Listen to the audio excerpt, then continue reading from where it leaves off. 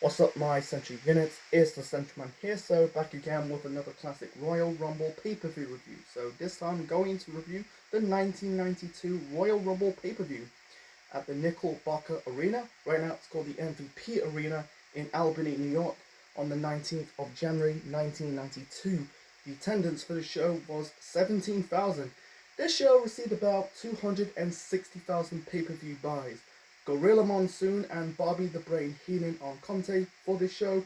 The 1992 Royal Rumble show is memorable for the Ric Flair Royal Rumble show. He won that year's Royal Rumble match, won his first of two World Wrestling Federation Championship, and this is the first of two Rumble matches in history that the world title is on the line. We'll get to more of that, and also he cut his Tear in My Eye promo on the show. Like I said, we'll get to all of that later on in this review.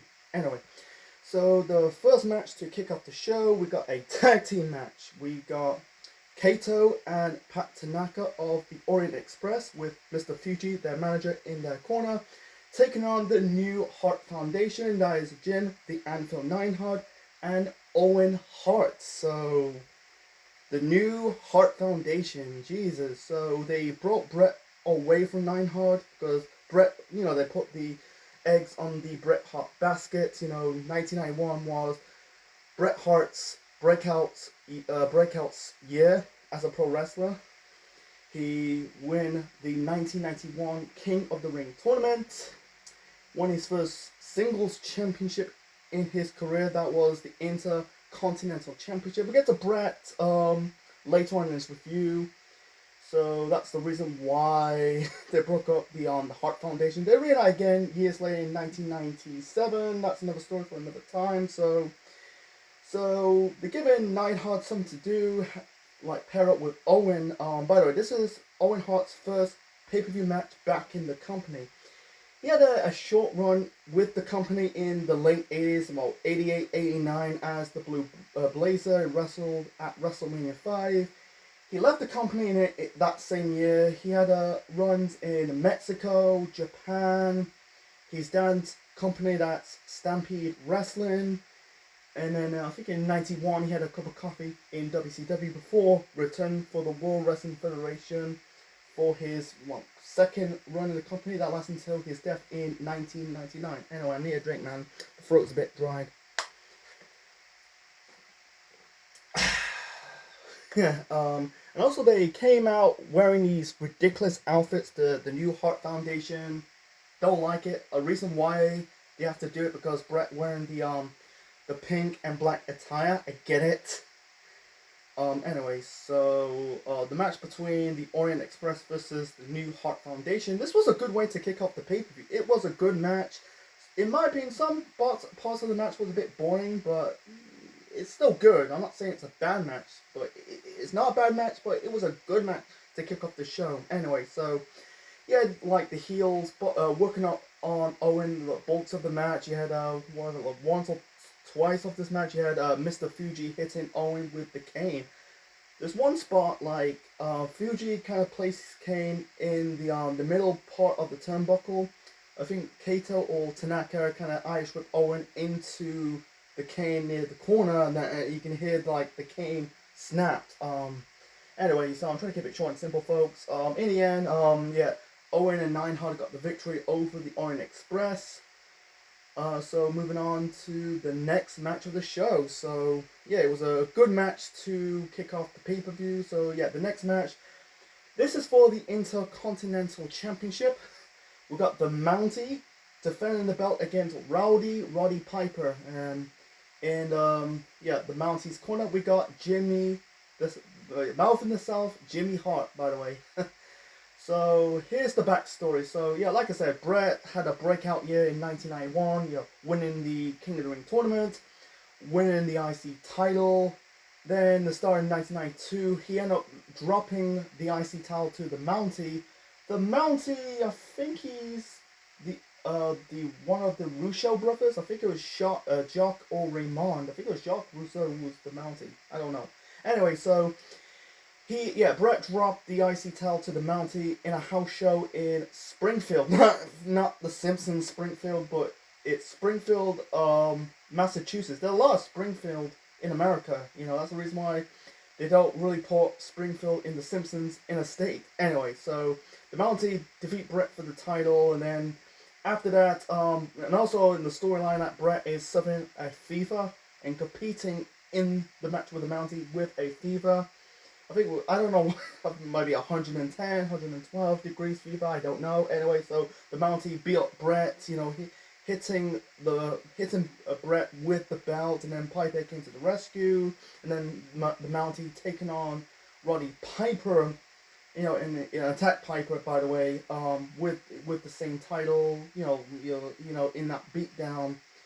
This is set up this match on this show. Anyway, the match between Mountie and Piper, it was an okay match. It wasn't a bad match. It wasn't great, but at the same time, wasn't terrible. It was thumbs down the middle match. You know, it was not all special. It's more of Piper winning the title. By the way, Piper went on to Piper hit the locked in the sleeper onto the Mountie after, you know, I think like a backfire interference by Jimmy Hart. Piper won the title, and afterwards I think he was electrocute the Mountie with a cattle prod, and that was it. This was Piper's one and only singles title in the WWF in his career with the company. He went on to win I think it was the United States title years later in WCW. The next time he wins the title in the company, I'm talking about WWE, will be 15 years later in 2006, when him and Ric Flair defeat the Spirit Squad for the World Tag Team Championships. I think that was at Taboo Tuesday 2006. It's a shame that he never won the world title in both WCW and WWF. I don't know, do I get into it? So it was a good way. You know, the fans were cheered, went wild when Piper won the title. And by the way, Piper went on to drop the IC title back to Bret Hart at WrestleMania 8, and never won another singles title again until he wrestled in WCW years later. And also the announcers bring up that Piper could be the first guy to win both the IC title and the WWF title in the same night. Yeah, I know it's Warrior was the first guy to win holding both the IC and world title on the same night at WrestleMania 6 in 1990. But at this moment in time, Warrior was no longer with the company. Yeah, he came back at WrestleMania 8, but at this moment in time, he was no longer with the company because of pay dispute. But the hyping out like Piper could be the one to be technically the second guy to hold both the IC and world title on the same night. You know. Anyway, so moving on to the next match. So the next match, this is another tag team match.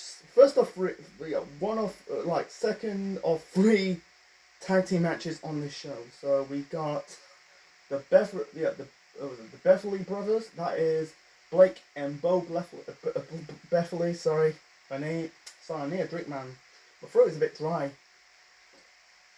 I'm gonna say it again.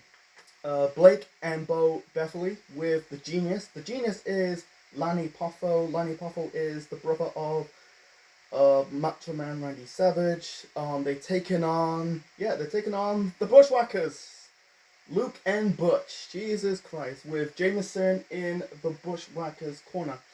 Jameson his full name is Jameson Winger, and his real name is John Giacomo.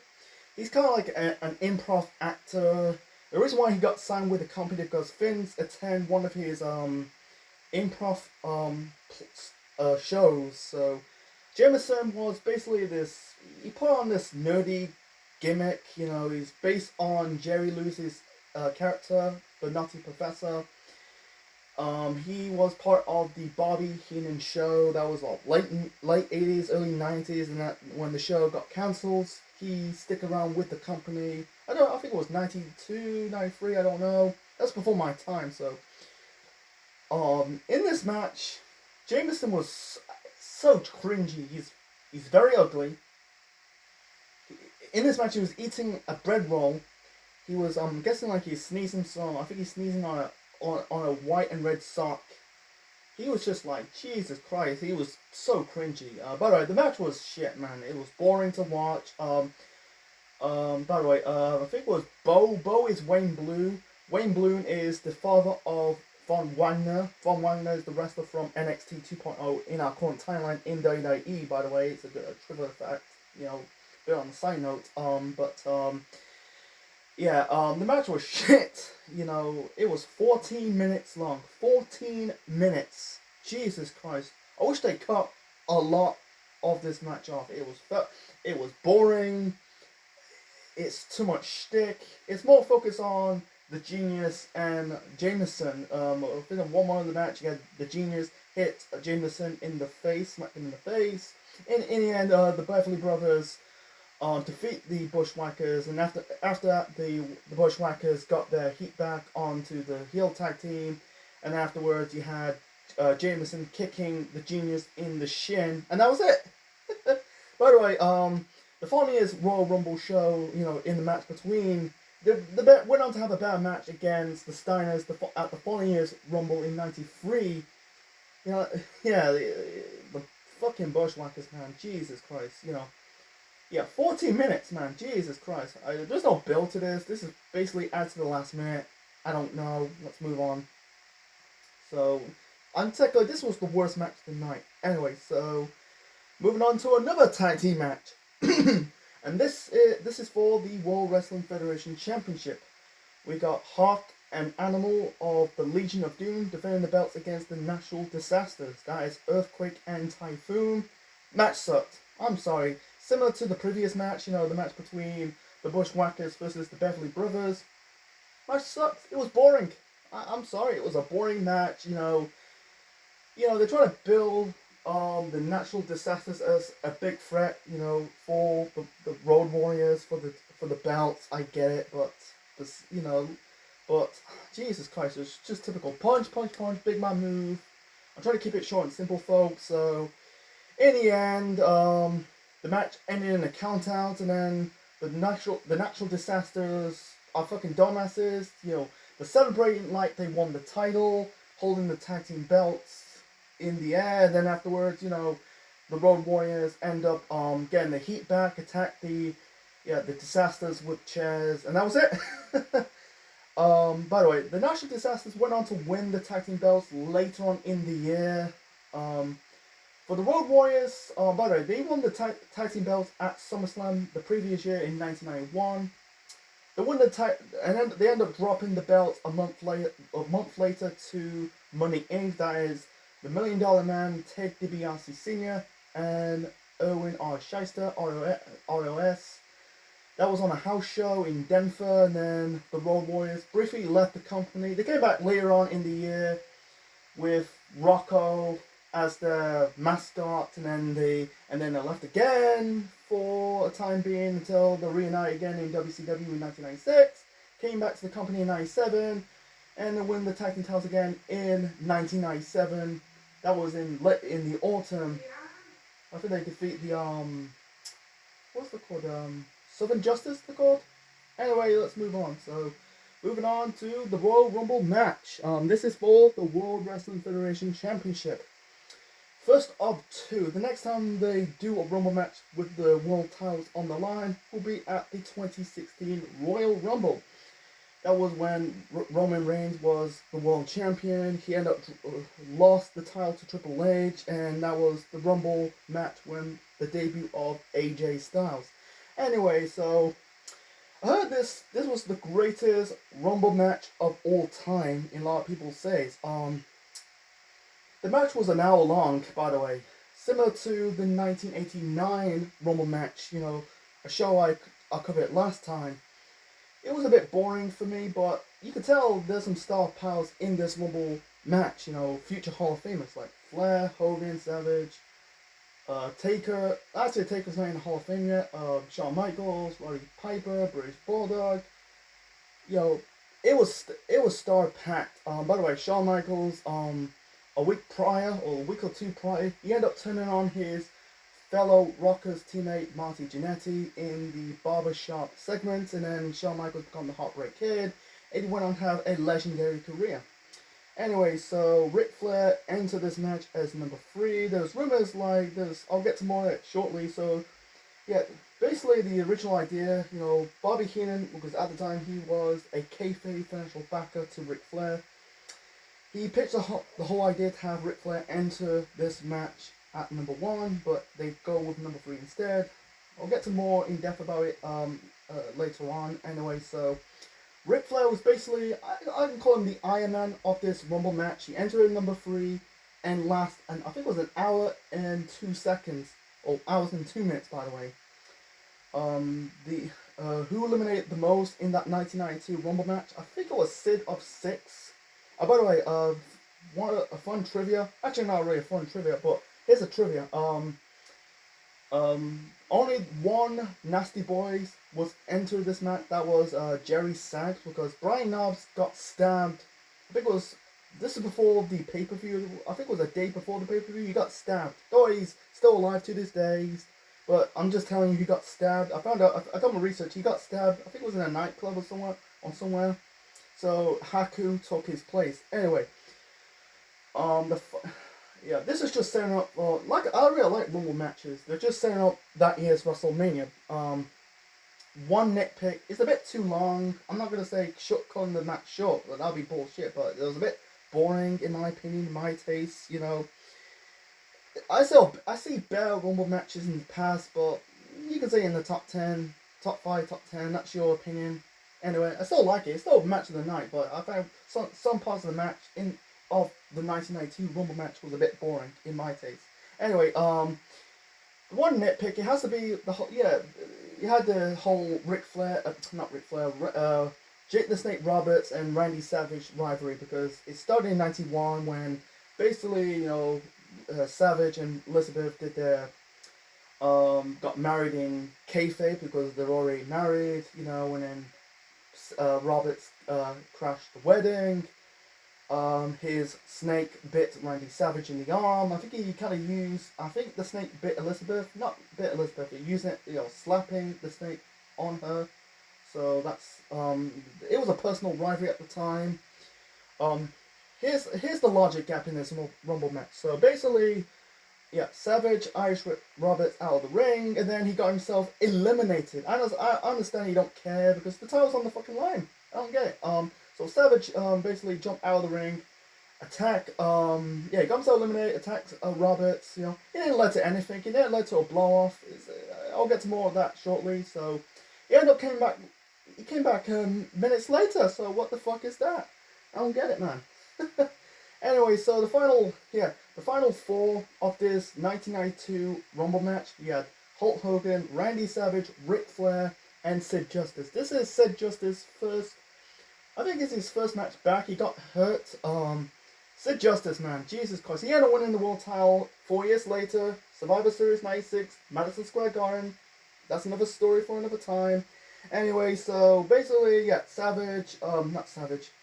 I think, just Sid ended up eliminating Hogan. Hogan got pissed off. In the end, he helped Ric Flair, because at the time, Ric Flair was doing the whole Real World Champion storyline. But here's the backstory into it. So basically, Survivor Series 91, Undertaker defeats Hulk Hogan for the World Wrestling Federation Championship by the help of Ric Flair.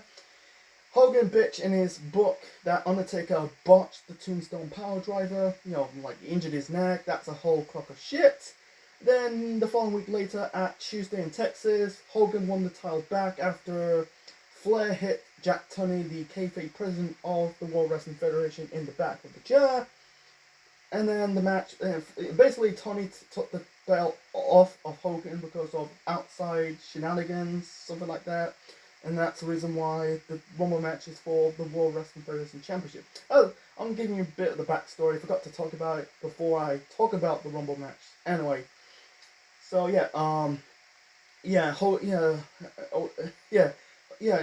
Flair was feuding with Hogan at the time, Anyway, so Sid eliminated Hogan, and Hogan helped Flair to eliminate Sid. Flair was the last man standing. He won this match and become the World Wrestling Federation champion for the first time. He went on to win the second one later on in the year. It was good. I mean, if Hogan won this match, it was so predictable. I don't want to see Sid. No one wants to see Sid win the belt on this show. I'm glad they put a lot of eggs on the Ric Flair basket. They really did. They really did, man. Afterwards, Ric Flair cut the tear in my eye promo. He said, "In my tear, in my eye. This is the greatest moment in my life." And there's one funny part in the end. Yeah, Mean Gene said, he said to someone like, "Put that cigarette out." That, I found it funny. So yeah, I think they did the right decision. It's a shame Flair never got a lengthy reign as the World Wrestling Federation champion. It's funny that the following year, in 1993, he went out. I think he was the early ones out of the 1993 Rumble match, and then he went on to left the company until 2001 before going back to WCW. But in 1992, they really made him as a big deal because he came from WCW after WCW treat Flair like shit. Not WCW, but Jim Herd treat Ric Flair as shit. He was the world champion. Jim Herd trying to bury Ric Flair. Making as Spartacus. Flair basically, he didn't quit. He got fired. He took the world title with him, and then Jim Herd ended up leaving the company in '92. Then I think he got fired, and Bill Watts took his place. Yeah, they bought, because at the time Flair was the highest agent at the time. He was still in his prime at the age of 42. He went on to win his 11th, 12th. I think it was his 9th, 8th. He won more than 16, but you don't really doesn't count. It was not recognized in the NWA belt database. I don't want to get into it, so I think I think they did the right thing. It's a shame. It's just what it is. He's a big deal. Came from you can technically the biggest rival at the time. WCW. Taking their biggest villain, their biggest star of the company, and put the world title a few months later. It was the right move. Sadly, we never got the whole Ric Flair Hulk Hogan match at WrestleMania. I might review WrestleMania 8 in the future, but it's a shame. The reason why I don't really praise this match, it is still match of the night, but I find it a little boring. But it set up one match for WrestleMania 8 that is just Hulk Hogan versus Sid Justice. We never got the whole Randy Savage, Jake the Snake Roberts blow off, because the plan, I think they were going for that plan, so unfortunately they changed. Hogan faced Sid for the main event of WrestleMania 8, and then Flair went on to face Savage for the title. Roberts went on to face The Undertaker of that year's WrestleMania, so it's just, what's the fucking point? So it's just what it is. I think Flair, I think they did the right choice. I think the right man won, coming out of number 3. I think Ric Flair is the only wrestler entering the Rumble match as number 3 and win the whole thing. The whole original idea to have, Heenan pitched the whole idea to, get Ric Flair entering the whole match and winning the whole match as number 1. The first person to enter the match as number 1 and win the whole thing will be Shawn Michaels in 1995, 3 years later, and the latest man who won the Rumble match entering the match as number 1 was Edge in last year's Rumble match in 2021. So it's just what it is. So yeah, Flair is the first and only person to win the Rumble match entering as number 3. So I don't think you imagine Hogan won the title on this show. I think at this moment in time, I think people are getting sick of Hogan because I think the Hogan stuff is stale. I forgot to mention it in my review of Tuesday in Texas 91. The next time Hogan went on to win the title will be at WrestleMania 9 in 93. That's another story for another time. Actually, I reviewed it last year. Go and check it out. So anyway, so my final rating for Royal Rumble 92. Boy, this is a difficult one. A bit of a doozy. I give it a 6 out of 10. This is technically a one-match show. That's technically the 1992 Royal Rumble match. Like I said, not my cup of tea, but it's still good to watch. So nothing. The two matches in the bag for me has to be, the Bushwhackers versus the Beverly Brothers, and the tag team title match between LOD versus the National Disasters. The only thing in the OK has to be, you know, Mountie versus Piper for the IC title. It's more for Piper winning the title than the actual match.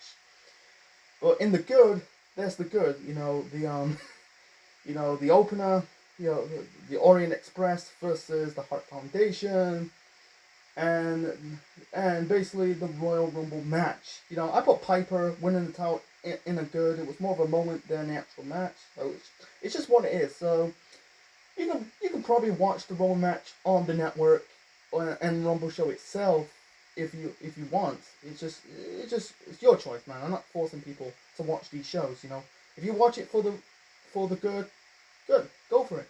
If you watch it for the shitter, go for it. Anyway, so I hope you enjoyed my review of the 1992 Royal Rumble.